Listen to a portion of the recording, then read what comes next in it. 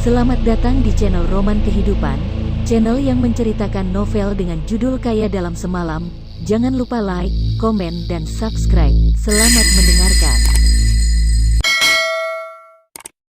Bab 317. Tidak bisa disembuhkan. Yang kamu katakan benar. Apakah pacarnya begitu penting untuknya? Song Yi terus menatap Yan Mi. Dia tidak pernah bertemu pria yang begitu setia. Aku tidak menipumu. Sebelumnya di Jinling ada seorang generasi kedua yang kaya. Demi pacar dia menyinggung organisasi gelap. Ketika organisasi gelap membunuh pacarnya, dia tidak peduli ditodong pistol dan tetap ingin membalaskan dendamnya. Pada akhirnya dia juga tertembak. Qin Lang adalah orang seperti generasi kedua yang kaya itu. Kata Yan Mi, saat itu, walaupun informasi bagaimana Qin Lang menghadapi organisasi naga biru di Universitas Jinling sudah ditekan oleh Kong Lianxian, tapi tetap tersebar keluar sedikit. Hanya saja semuanya termasuk Yan Mi tidak tahu kalau generasi kedua yang kaya itu adalah Qin Lang. Baik, aku percaya sekali denganmu, kata Song Yi. Tuan Muda Song, tunggu Qin Lang meninggal, kita langsung menikah. Setelah itu, kita pergi bulan madu ke luar negeri, tunggu setengah tahun baru pulang. Aku pikir kejadian ini akan terlupakan saat itu, Yan Mi memohon kepada Song Yi. Gampang-gampang, tunggu Qin Lang mati, semuanya gampang. Song Yi bergumam dengan ekspresi tidak fokus. Sesuai dugaan, tubuh Song Yu langsung muncul gejala tidak nyaman malam harinya. Song Yu berbaring di ranjang, kepalanya sakit dan ngantuk. Keadaannya tidak baik, angin bunga salju rembulan. Berempat mengira ini adalah penyakit biasa, jadi tidak memberitahu Qin Lang tentang kondisi ini. Sampai hari kedua, kondisi Song Yu semakin parah. Mereka baru sadar bahwa hal ini sangat darurat, dan memberitahu Qin Lang. Qin Lang dan angin bunga salju rembulan berempat membawa Song Yu ke rumah sakit. Dokter, bagaimana keadaannya? Setelah selesai memeriksanya, Qin Lang bertanya kepada dokter dengan panik. Dia terinfeksi racun yang sangat hebat. Ada lebih dari 10 jenis racun yang terdeteksi sejauh ini, semuanya diekstrak dari ular paling beracun, gulma beracun, dan bunga beracun di Asia Tenggara. Keadaannya saat ini tidak optimis. Begitu racun berkembang, biarkan aku mengatakan yang sebenarnya, rumah sakit kami tidak dapat melakukan apa-apa, kata dokter kepada Qin Lang. Dia merasa Qin Lang adalah seorang satpam, dan pasiennya juga mahasiswa biasa, mereka pasti tidak punya uang. Walaupun bisa membayarnya, tapi dengan kondisi pasien sekarang, mereka juga tidak bisa membantunya. Dengan kondisi sekarang, pasien ini sudah dipastikan akan meninggal. Apanya yang kamu juga tidak dapat melakukan apa-apa? Dokter, apakah kurang uangnya? Aku punya uang, 100 juta yuan cukup, kata Qin Lang dengan panik. Keluarga pasien mohon kamu tenang, ini sudah takdir, tidak bisa diubah. Kamu harus menerimanya. Dokter mengira Qin Lang sudah gila, seorang satpam kecil mana mungkin mengeluarkan 100 juta yuan. Qin Lang membawa Song Yu pindah beberapa rumah sakit di Yanjing. Pada akhirnya dirawat inap di rumah sakit Xiehe. Rumah sakit Xiehe memberitahu mereka, dengan kondisi sekarang mereka tidak bisa menghilangkan racun di tubuh Song Yu, tapi mereka punya obat untuk menahan perkembangan racunnya, dan memperpanjang hidup Song Yu. Obat ini sangat mahal, sehari butuh 1 juta yuan. Tapi ini bukan poin perhatian Qin Lang, dia hanya ingin seorang Song Yu yang sehat. Melihat Song Yu tertidur di ranjang rumah sakit, hati Qin Lang hancur total. Qin Lang langsung memberitahu hal ini kepada keluarga Song. Setelah menerima beritanya, Song Jiushen langsung marah. Dia ingin sekali melihat kondisi Song Yu sekarang, tapi demi melindungi Song Yu dan keluarga Song, dia tidak boleh membocorkan hubungan Song Yu dan keluarga Song, jadi Song Jiushen tidak boleh pergi, bahkan orang keluarga Song juga tidak boleh pergi. Song Jiushen terpaksa menyuruh Qin Lang datang ke kediaman keluarga Song dan memberitahu kondisinya. Tuan Besar Song, aku minta maaf. Aku tidak menjaga Song Yu dengan baik. Qin Lang dibawa oleh Song Suesan ke ruangan Song Jiushen. Ketika masuk ke dalam, dia langsung berlutut dan meminta maaf kepada Song Jiushen. Dia terus berpikir di benaknya, bagaimana dengan Song Yu? Song Yu adalah cucu Song Jiushen. Dia meletakkan dirinya di samping Song Yu, karena untuk melindunginya. Tapi sekarang, Song Yu sedang menghadapi bahaya. Hal ini membuat Qin Lang merasa bersalah kepada keluarga Zhong. Qin Lang, cepat berdiri. Zhong Jiaoshen langsung menyuruh Qin Lang berdiri. Dia mengerutkan keningnya dan berkata, kamu adalah penyelamat keluarga Zhong, jangan berlutut kepadaku. Muncul masalah seperti ini, aku tahu hatimu lebih sakit dari siapapun. Bagaimana dengan kondisi Zhong Yu sekarang? Tanya Zhong Jiaoshen. Ini adalah pertanyaan yang paling ingin dia tahu. Di tubuhnya terdapat banyak unsur racun. Semua rumah sakit bilang kalau Zhong Yu sudah tidak mungkin hidup lagi. Sekarang Zhong Yu dirawat di rumah sakit Xiehe. Rumah sakit Xiehe sementara bisa mempertahankan nyawa Zhong Yu. Tapi mereka juga tidak yakin 100%. Setelah mendengar penjelasan Qin Lang, dada Zhong Jiaoshen langsung terasa sakit. Dia tidak bisa berdiri tegak dan hampir saja terjatuh. Untung langsung ditangkap oleh Zhong Suesan. Ayah, bagaimana denganmu? Tanya Zhong Suesan sambil menatap ayahnya dengan khawatir. Melihat ekspresi ayahnya membaik, dia mengeluarkan ponsel dan membuka satu foto. Ini adalah hasil pengecekan Zhong Yu. Zhong Jiaoshen langsung mengambil dan membacanya. Fosfolipase A2, alpha-neurotoksin, arsenik trioksida, tetrodotoksin. Melihat satu persatu unsur di dalamnya, ekspresi Zhong Jiaoshen semakin kaget dan tidak enak dipandang. Ini adalah racun Xuanzhen, kata Zhong Jiaoshen dengan putus asa. Apa, Tuan Besar Zhong, maksud Anda racun ini adalah racun-racun Xuanzhen? Qin Lang langsung bertanya. Zhong Jiaoshen mengangguk. Ekspresinya sangat putus asa dan sedih. Dia berkata, itu adalah racun yang bisa dibeli di pasar online gelap. Ketika berada Amerika, aku pernah melihat organisasi gelap sana membelinya. Racun Xuanzhen dibuat dari kumpulan racun ular dan racun tumbuhan di puluhan ribu pulau kecil di Indonesia, kemudian ditambah oleh racun modern sekarang. Sementara ini masih tidak ada penawarnya. Tidak ada penawarnya. Seperti sebuah bom yang meledak di dalam hati Qin Lang. Menghancurkan semua harapannya. Kenapa bisa terjadi hal seperti ini? Qin Lang, bagaimana Zhong Yu bisa terkena racun? Tanya Zhong Jiaoshen sambil memegang dadanya yang sakit dan juga matanya penuh dengan air. Kenapa bisa terkena racun? Qin Lang tidak memikirkan masalah ini. Saat ini, di benaknya muncul bayangan Yani yang memberikan sup kepada Zhong Yu di lapangan. Waktu itu ekspresi Yani kelihatan tidak wajar. Biasanya Yani akan datang mencari dirinya, tapi kemarin seharian dia tidak melihat Yani. Dan juga mulai kemarin, tubuh Zhong Yu mulai terasa tidak enak. Apakah dia? Qin Lang menutup matanya. Dia membayangkan semua kelakuan Yani 2 hari ini di dalam benaknya. Dia. Pasti dia. Qin Lang sekarang yakin, orang yang memberikan racun adalah dia. Hari itu, Yani membawa termos dan datang mencari dirinya. Sebenarnya dia ingin meracuni Qin Lang, tapi ternyata mangkoknya dipindahkan. Karena dia takut mangkoknya ada racun, maka dia memberikan kepada Zhong Yu. Harusnya Qin Lang yang berbaring di ranjang rumah sakit sekarang, dia yang mencelakai Zhong Yu. Zhong Yu terkena racun karena akulah penyebabnya. Qin Lang sangat menyalahkan dirinya. Di benaknya muncul bayangan Yani. Hal ini membuat dia semakin kesal dengan diri sendiri. Pergi dari kediaman keluarga Zhong, Qin Lang kembali ke rumah sakit. Sepanjang jalan, dia terus menelepon Yani. Sesuai dugaan, Yani sudah tidak menjawab teleponnya lagi. Tuan Muda Qin, Zhong Yu sudah sadar. Dia ingin bertemu denganmu. Melihat Qin Lang pulang, angin bunga salju. Rembulan, berempat langsung menarik Qin Lang masuk ke kamar Zhong Yu. Qin Lang, Zhong Yu yang berbaring di ranjang, wajahnya sangat pucat, bahkan membuka mata saja susah. Suaranya juga tidak bertenaga. Ini adalah hal paling berbahaya dari racun Xuanzhen. Seiring racunnya semakin berkembang, orang yang terkena racun akan semakin lemah. Dan ketika racunnya bekerja total, orang yang terkena racun akan mati dalam penderitaan. Bab 318. Teratai salju Tianshan. Aku merasa sangat pusing, seluruh badan kemas tidak bertenaga. Kenapa bisa begini? Dokter bilang aku kena penyakit apa? Tanya Zhong Yu dengan suara lemas. Dia masih belum tahu kondisi dirinya. Melihat Zhong Yu yang lemah ini, hati Qin Lang seperti ditusuk-tusuk. Tidak apa-apa, Qin Lang langsung memegang tangan Zhong Yu.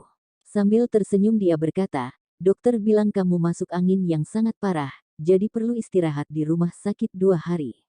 Kamu pasti akan sembuh. Oh ya, baguslah kalau begitu. Zhongyu tersenyum datar, seperti krisan berwarna putih. Dia melanjutkan, aku pikir Yan Ni sebentar lagi akan membawakan sup untukku. Mungkin setelah minum supnya, aku akan sembuh lebih cepat. Mendengar Zhongyu masih menganggap Yan Ni teman baik, Qin Lang sangat sakit hati. Tapi sekarang dia juga tidak boleh memberitahu Zhongyu faktanya. Angin bunga salju rembulan berempat juga terlihat sangat marah. Tapi mereka juga tidak berani mengatakan apapun karena takut membuat Zhongyu lebih parah. Aku lelah, ingin tidur sebentar. Zhongyu pelan-pelan menutup matanya, kemudian dengan cepat tertidur. Tuan Muda Qin, menurut kami orang yang mencelakakan Nona Zhongyu adalah Yan Ni. Betul, hari itu Nona Zhong minum supnya dan langsung merasa tidak enak badan. Kemarin Yan Ni juga sudah menghilang. Angin bunga salju rembulan menceritakan kecurigaan mereka kepada Qin Lang. Aku tahu. Qin Lang mengangguk. Kalau begitu kami berempat akan pergi membunuhnya dan membalaskan dendam Nona Zhong, kata Xiao Feng. Ketiga wanita lainnya juga menjawab, betul. Dia sudah bersembunyi. Yanjing sebesar ini, kemana kita mencarinya? Qin Lang melanjutkan, sekarang hal paling penting adalah menyembuhkan Zhongyu. Racun di tubuhnya adalah racun paling hebat di dunia. Aku ingin mencari dokter terbaik untuk mengobatinya. Di dalam hati Qin Lang masih ada secercah harapan. Walaupun Zhong Jiushen bilang kalau racun Suan Zhen tidak memiliki penawar, tapi dia masih tidak ingin percaya. Selama ada harapan 1% pun, Qin Lang ingin mencobanya. Tuan Muda Qin, kalau tidak Anda bawa Nona Zhongyu pulang ke istana Yao Yue bersama kami. Kalau bisa memetik teratai salju Tianshan, aku pikir kita bisa menyelamatkan Nona Zhongyu, kata Xiao Feng. Saat Qin Lang tidak ada, mereka berempat sudah berdiskusi harus bagaimana. Teratai salju Tianshan, apakah berguna? Qin Lang langsung fokus dan bertanya ke Xiao Feng mereka. Nenek pernah mengatakan kepada kami, teratai salju Tianshan punya efek menawar racun. Dulu ketika nenek terluka, kami juga menggunakan teratai salju untuk mengobati nenek. Hasilnya sangat bagus. Nenek juga bilang kalau teratai salju Tianshan yang berumur ribuan tahun, memiliki efek membangkitkan orang mati. Selama bisa mendapatkan teratai salju Tianshan yang berumur ribuan tahun, aku pikir kita bisa menyembuhkan Nona Zhongyu. Nenek pernah bilang, Qin Lang bergumam. Melihat Zhongyu yang terbaring lemas di ranjang, kalau racunnya bekerja total, maka semuanya akan terlambat. Baik, kita pergi ke istana Yao Yue. Qin Lang langsung memutuskan dan berkata kepada angin bunga salju rembulan berempat, Lia. Tuan Muda Qin, kami akan membeli tiket ke kota Wu, kata Xiao Feng sambil mengeluarkan ponsel dan mulai memesan tiket. Xiao Feng membeli 6 tiket jam 9 pagi.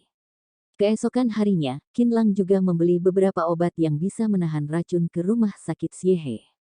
Tentu keluarga Zhong yang membayarnya diam-diam. Qin Lang juga memberitahu Zhong Jiushen bahwa dia akan membawa Zhongyu ke Tianshan. Zhong Jiushen tahu bahwa racun Suan Zhen tidak memiliki penawar, tapi karena Qin Lang bilang teratai salju Tianshan yang berumur ribuan tahun bisa menyelamatkan Zhongyu, sekarang mereka hanya bisa mencobanya. Walaupun dia tidak bersama Zhongyu dalam waktu lama, tapi dia mengerti bahwa cucunya ini sama dengan anak perempuannya.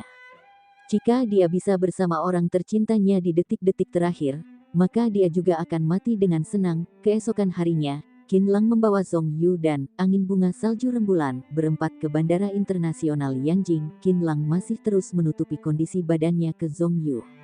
Zhongyu, dokter bilang kondisi tubuhmu sudah membaik. Dia menyuruhku membawa kamu pergi jalan-jalan, menghirup udara segar. Dengan begitu, penyakitmu akan sembuh sepenuhnya, kata Qin Lang kepada Zhongyu dengan lembut. Zhongyu bersandar di bahu Qin Lang, pikirannya tidak begitu jernih di sepanjang jalan.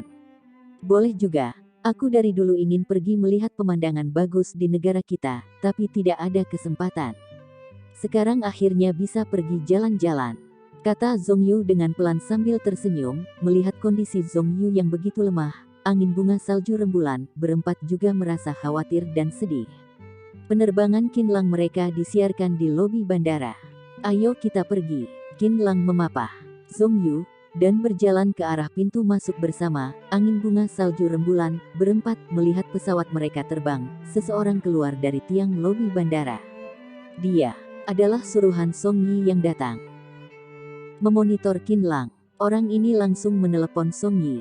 Tuan Muda Song, Qin Lang, mereka naik pesawat tujuan kota Wu. Melihat kondisi wanita itu, sepertinya sudah tidak bisa bertahan lagi. Bagaimana dengan kondisi Qin Lang? Tanya Song Yi. Sejak dia menyadari kondisi wanita itu, suasana hatinya terus sangat sedih. Semalam, aku melihat dia diam-diam menangis. Tapi dia juga pergi ke kediaman keluarga Zong sekali. Aku tidak tahu apa yang dibicarakannya. Baik, bagus sekali, kata Song Yi. Kemudian dia mematikan teleponnya. Song Yi sedang berada di Hotel Hilton, sementara ini dia menyembunyikan Yan Ni di sini. Sekarang Yan Ni sedang berada di sampingnya. Semua pembicaraan telepon tadi terdengar olehnya. Tuan Muda Song, betul kataku kan? Jika pacarnya meninggal, Qin Lang pasti akan terpukul. Dia sangat mungkin bunuh diri karena cinta, kata Yan Ni. Kalau kamu memberikan racunnya kepada Qin Lang, apakah perlu tunggu dia bunuh diri? Bagaimana kalau dia tidak bunuh diri? Tanya Song Yi yang menyalahkannya. Yan Ni merasa sedih digituin, dia sudah melakukan banyak hal untuknya.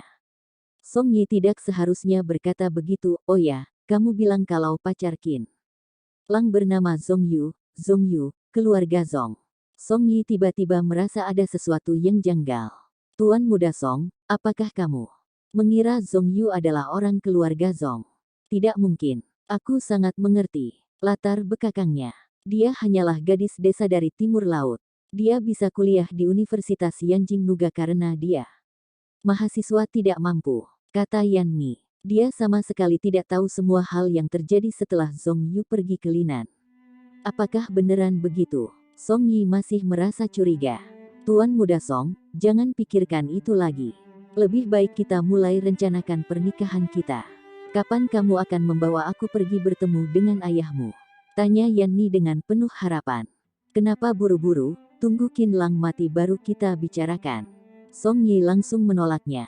Baiklah, dia pasti akan sangat sedih jika kehilangan Zong Yu. Walaupun tidak mati, nyawanya juga akan tinggal setengah. Setelah itu kita akan mudah menyerangnya, kata Yan Ni yang bersiap untuk melepas baju Song Yi.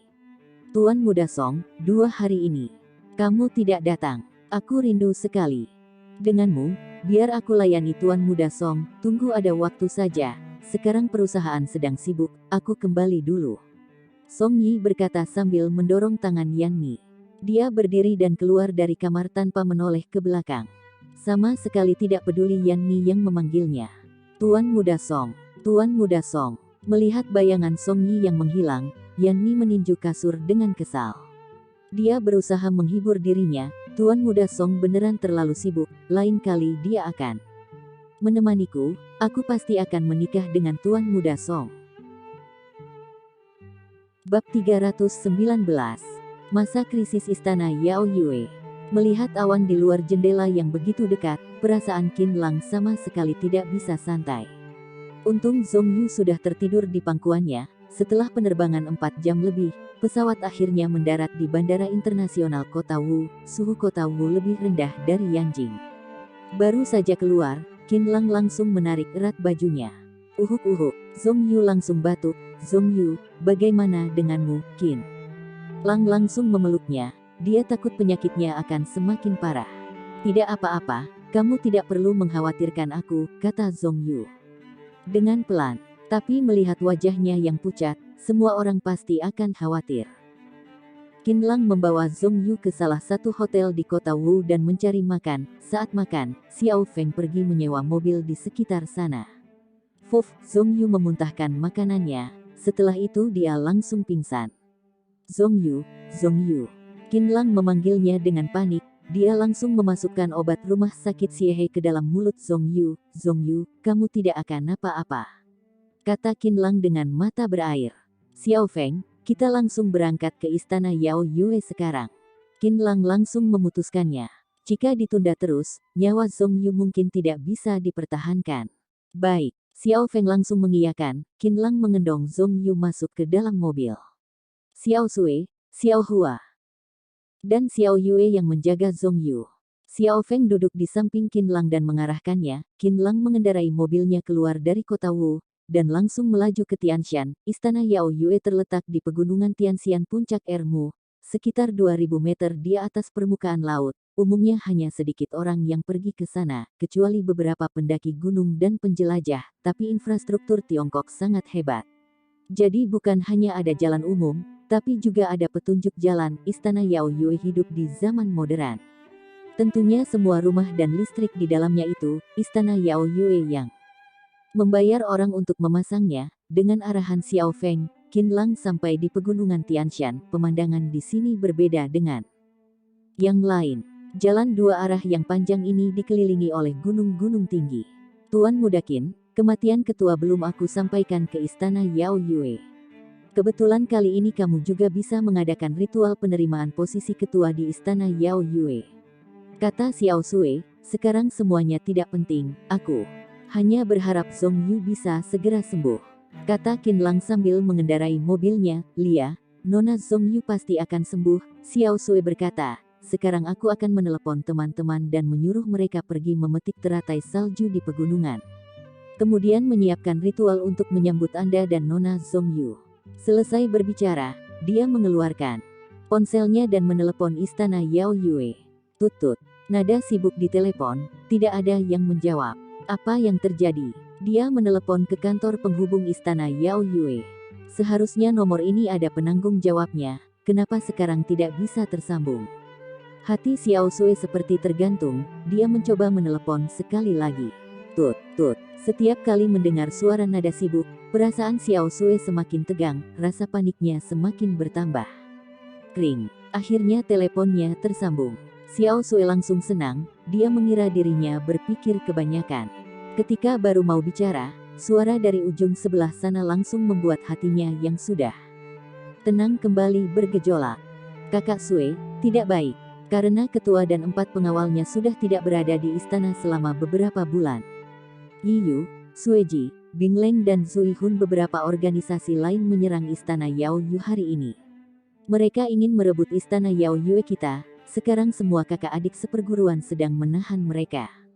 Terdengar suara wanita lembut dari seberang sana. Apakah mereka sudah bosan hidup? Kasih tahu mereka, ketua akan segera tiba. Kalau mereka berani menyentuh istana Yao Yue, kita akan mengembalikannya 10 kali lipat, kata Xiao Sui yang marah. Kakak Sui, apakah kalian akan pulang? Bagus sekali, bagus, aku akan segera melapor. Jika mereka mendengar nama besar nenek, mereka pasti akan ketakutan setengah mati. Selesai bicara, wanita itu langsung memutuskan teleponnya. Apa yang terjadi? Tanya Qin Lang, dia mendengar terjadi sesuatu.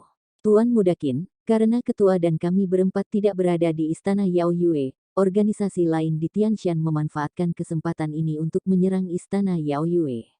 Dasar tidak tahu diri, aku akan memberikan mereka pelajaran. Kata Xiao Xue dengan penuh emosi. Bagaimana dengan kondisi organisasi lain? Qin Lang tidak menyangka kondisi di Tianshan begitu kacau. Dirinya pernah berjanji kepada Nenek Biyu, bahwa tidak akan membiarkan sesuatu terjadi kepada istana Yao Yue. Jadi dia punya tanggung jawab dengan krisis istana Yao Yue sekarang. Tianshan punya puluhan organisasi yang lebih besar, kemudian organisasi kecil sekitar 30-an. Dulu ketua kita memiliki kemampuan yang hebat, melebihi semua ketua organisasi lainnya. Jadi di Tianshan, tidak ada yang berani menyentuh istana Yao Yue. Tapi ketua mereka walaupun tidak bisa melawan ketua kami, tapi mereka juga bukan orang biasa, mungkin kami berempat juga bukan lawan mereka. Kata Xiao Sui dengan jujur. Ternyata begitu. Ayo kita lihat, kata Qin Lang sambil mengerutkan keningnya. Kedatangan dia kali ini adalah untuk mengambil teratai salju Tianshan untuk mengobati Zhongyu. Tapi sepertinya sekarang ada masalah satu lagi. Tidak, Tuan Muda Qin, Nona Zhongyu muntah darah. Tiba-tiba terdengar suara Xiao Feng mereka, muntah darah. Jantung Qin Lang seperti menyusut, dia ingin melihat bagaimana kondisi Zhongyu. Tuan Muda Qin, Anda pergi lihat, biar aku yang bawa mobilnya. Setelah Xiao Sui selesai berkata, Qin Lang langsung berputar ke belakang. Xiao Sui juga tidak bingung, dia langsung memegang setirnya dan mengendarai mobilnya. Qin Lang melihat darah segar di lantai, dia langsung bergegas ke samping Zhong Yu. Darah segar berwarna merah itu terlihat begitu menusuk mata di wajah pucatnya. "Mana obatnya? Cepat kasih dia makan," teriak Qin Lang. "Tuan Muda Qin, sudah kami berikan kepada Nona Zhong Yu," kata Xiao Feng. "Sekarang bagi Zhong Yu, obatnya sudah tidak terlalu berguna lagi." "Qin Lang," panggil Zhong Yu dengan suara lemah, "sebenarnya, aku tahu kamu menipuku. Penyakit aku, aku sendiri tahu, aku sangat bahagia. Kamu bisa membawa aku datang ke Tianshan untuk lihat pemandangan, tapi aku mungkin tidak bisa menemanimu lagi." "Tidak." Mata Qin Lang penuh dengan air mata. Dia berkata, "Zhong Yu, kamu dengarkan aku. Aku pasti akan menyembuhkanmu." Xiao Feng mereka bilang di istana Yao Yue ada teratai salju Tianshan. "Setelah makan teratai salju Tianshan, penyakitmu pasti akan sembuh, percaya padaku." Qin Lang. Zhong Yu tiba-tiba pingsan kembali. "Zhong Yu, Zhong Yu." Qin Lang terus berteriak. Setelah memastikan Zhong bernafaskan, dia langsung menyuruh Xiao Feng, Xiao Hua untuk memegangnya. Qin Lang juga duduk ke atas ranjang. "Zhong Yu, kamu tidak akan mati. Kita masih belum pernah menikmati hari bahagia bersama, bagaimana kamu bisa pergi?" "Tidak akan." Qin Lang sambil berkata sambil mengarahkan kedua telapak tangannya ke punggung Zhong Yu. Dia mulai menyalurkan tenaga dalam ke tubuh Zhong Yu. Bab 320. Situasi yang sangat berbahaya. Qin Lang hanya punya satu pikiran, yaitu Zhong Yu tidak boleh mati. Kalau sampai Zhong Yu mati, dunianya juga akan runtuh, jadi, dia terus memberikan tenaga dalamnya kepada Zhong Yu tanpa batas. Itu sama artinya memberikan nyawanya kepada Zhong Yu. Seiring tenaga Qin Lang yang terus masuk, wajah Zhong Yu akhirnya menunjukkan sedikit warna. Tapi ini sebenarnya hanya menahan sementara dan tidak menyembuhkan akarnya. Jika mau Zhong Yu sembuh sepenuhnya, racun di tubuhnya harus dihilangkan. "Tuan Muda Qin, sudah bisa. Nafas Nona Zhong Yu sudah mulai stabil," kata Xiao Feng menasehatinya. Jika Qin Lang terus memasukkan tenaga dalam ke tubuhnya, dia sendiri juga tidak akan bertahan. Qin Lang pelan-pelan melepaskan tangannya, tubuhnya juga sudah tidak bertenaga. Dia langsung terjatuh dan ditahan oleh Xiao Yue. Kalau tidak pasti terjatuh ke lantai. "Tuan Muda Qin, kamu istirahat sebentar."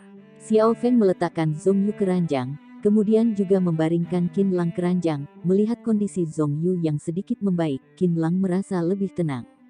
Dia sudah menghabiskan banyak tenaga tadi, jadi pelan-pelan dia juga tertidur. Istana Yao Yue juga menelepon Xiao Feng mereka. "Kakak Feng, apakah kalian sudah mau sampai?" Organisasi Yiyu mereka bilang tidak takut ketua. Mereka bilang kalau nanti ketua datang, mereka akan menghabisinya juga. Mereka akan menyuruh ketua untuk membawakan air cucian kaki untuk mereka. "Apa, orang-orang brengsek ini sudah bosan hidup? Kalian jangan bertarung dengannya dulu, usahakan untuk menundanya.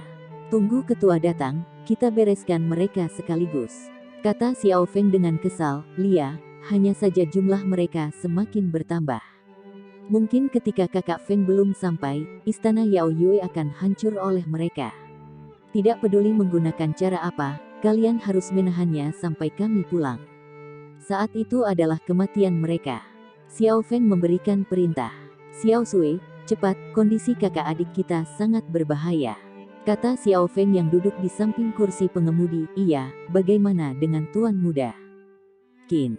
tanya Xiao Sui. Xiao Feng juga tidak menoleh ke belakang. "Tuan Muda Qin sudah menghabiskan banyak tenaga tadi, jika bertarung dengan organisasi Yiyu nanti, apakah dia bisa mempertahankan istana Yao Yue?" Mobilnya berjalan dengan cepat. Saat ini, jalan sudah tidak ada mobil lain, langit juga mulai gelap. Suhu di sekitar juga turun beberapa derajat, puncak gunung juga mulai muncul warna putih, itu adalah salju.